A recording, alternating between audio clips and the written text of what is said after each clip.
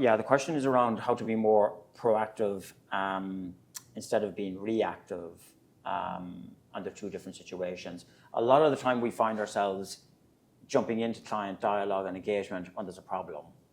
And that's, of course, reactive, and it makes sense. And I'll come back to that in a moment. But I think the focus on being proactive is a different mindset.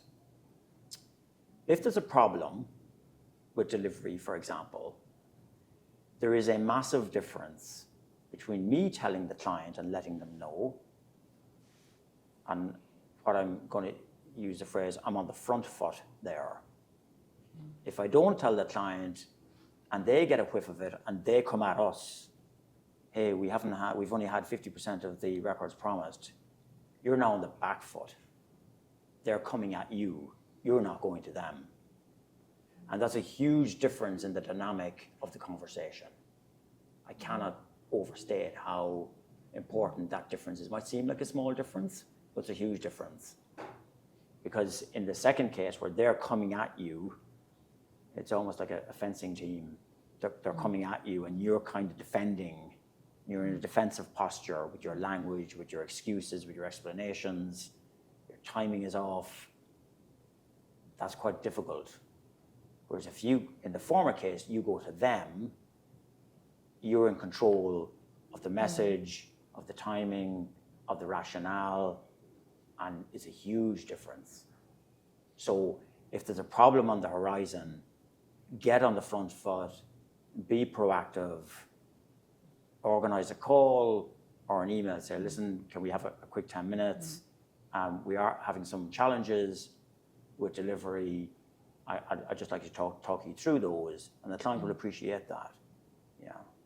So I think for me, that's one of the big issues in this question of being proactive. Yeah. And I think sometimes it's difficult to be proactive all the time. There may be something that hits you out of the blue, and you may not be able to.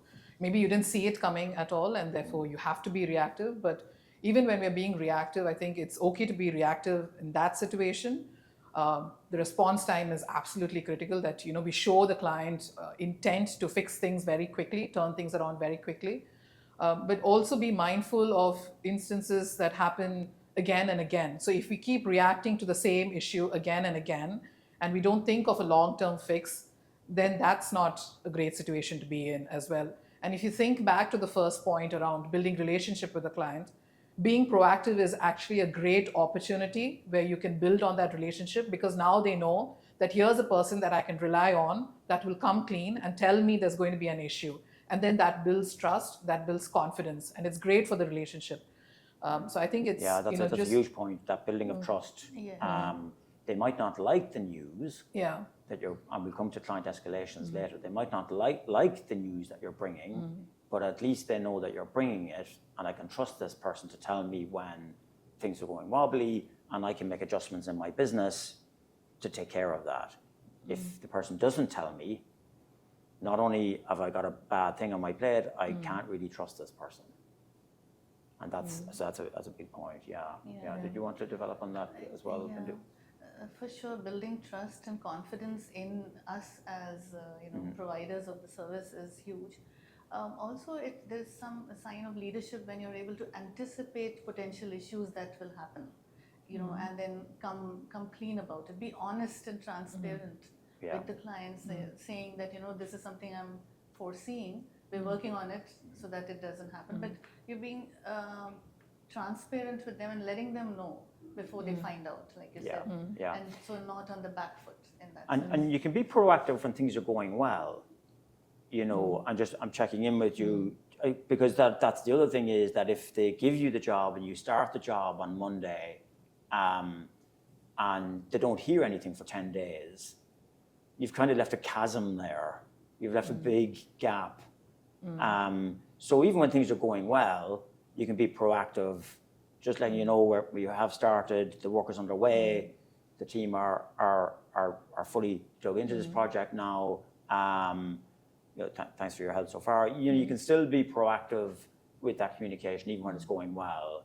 But as Bindu says, when you see something on the horizon, And it might be a small wobble, a potential thing. You've got to make the judgment. Is it appropriate to flag it up, or maybe we can get past it.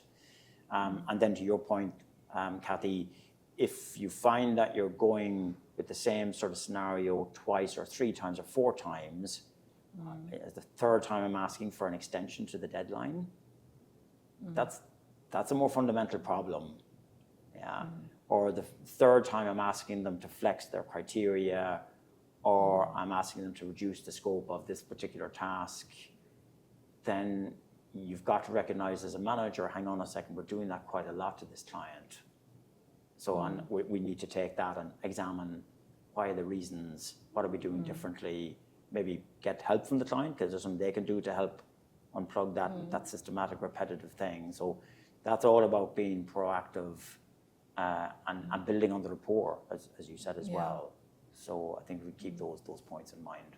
So even when you're being reactive, fixing the problem immediately, like something unforeseen comes up and we have to fix it right away, temporary solution, but at the same time, we should be looking at something which is more long-term so that doesn't occur again. Yeah. Will that happen again? Yes. Could that pop up in a month's time? Correct. Okay, let's begin to mitigate that. Yes. Let's begin to think about resolving that. Yeah, that's important.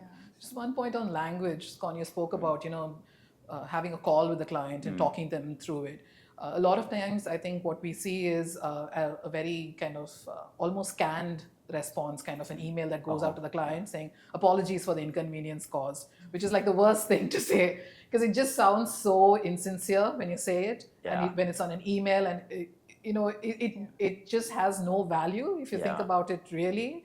Because you hear it on delayed airplanes, on trains, it's just peddled out constantly. Exactly. It just sounds like something that you're saying because you have to say it. So just be sincere in calling it out as well. When you're telling them there has been an issue, there has been a delay because of this reason, and we are fully aware of it, and we're trying to fix it, and we will make sure we will get the data out to you at this time. So just being a little bit more clear with the language. And authentic with the language. Yeah, authentic. I think the authenticity needs to come through. Only then the person believes you at that point. Otherwise, it's just not it's a canned response. Just a canned response. And truly taking ownership of that. Correct. To say that we know this has happened, take ownership, and we're looking at fixing things. So to recap, the trust that being proactive builds, the front foot, the back foot, which one do you want to be on? And then if it's repetitive, think about, and if this has happened, can it happen again? Let's prevent that from happening again. I think they're the big things that fall into this proactive aspect. So let's keep all that in mind if we can.